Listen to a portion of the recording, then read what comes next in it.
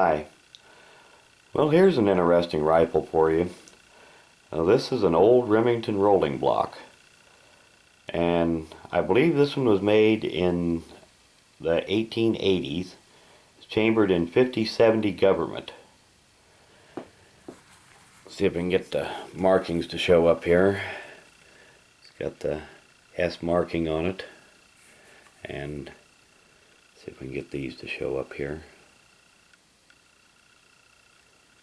And this old rifle has been pretty abused over the years, but as far as the operation of it, it still works good. And surprisingly, the bore is pretty good in it for a black powder rifle this old. Now, I believe this was originally a NY State Militia rifle. And originally it would have had a 36-inch barrel with a longer stock than this and 3 barrel bands instead of 2. And at some point it's been cut down to about a 28-inch barrel, and they've also shortened the fore-end part of the stock on it.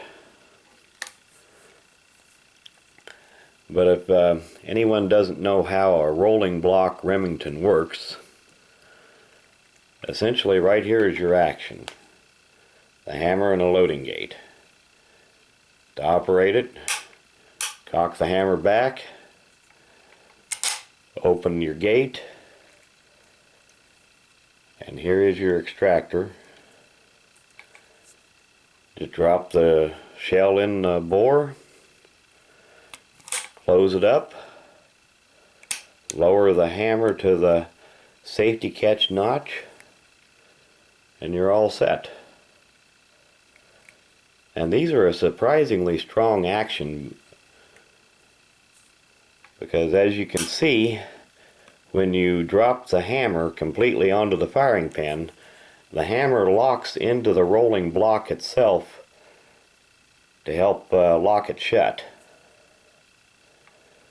And after you've fired the gun, cock the hammer, pull back on the gate, your shell ejects.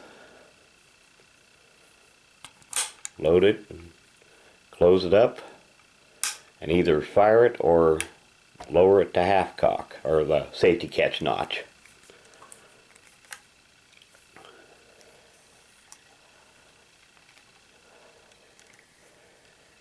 And as you can see, the rear sight on this, I believe it's original, and it is a ladder type sight. The down position is for close range, and of course it is a ladder type sight that you can raise for long range elevation.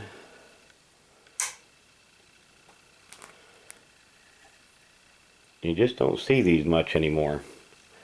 Like I said, this one has been pretty abused over the years, but it still works good. I'll see if I can dig out one of these big old 5070 caliber cartridges here for you. Okay, here are a few of the cartridges. 5070 government. Now, of course, these are loaded ammunition for this caliber is pretty hard to come by and extremely expensive. So when I first bought this gun years ago, I managed to get a hold of 20 rounds of brass and loaded my own. Get this to show up here. And it's just as you expect, 50-70, 50 caliber, 70 grains of black powder. Big old slow heavy bullet, but it packed quite a wallop to it. They did not use this cartridge for very long. They went very quickly from the 50-70 to the 45-70. Now, while these packed quite a punch, they were very slow. Even the 45-70 was a very slow cartridge, but back in the black powder era, they tended to use big heavy bullets, and just relied on the weight of the bullet more for the kinetic energy than the velocity that they would get later with smokeless powder. But I thought I'd do a quick video with it here and show it off a little bit. And I want to do an end of video shout out, and this one is for Cap and Ball. And I'll put a link to his channel in the description of this video. If you get a little free time, go check it out. Thanks for watching.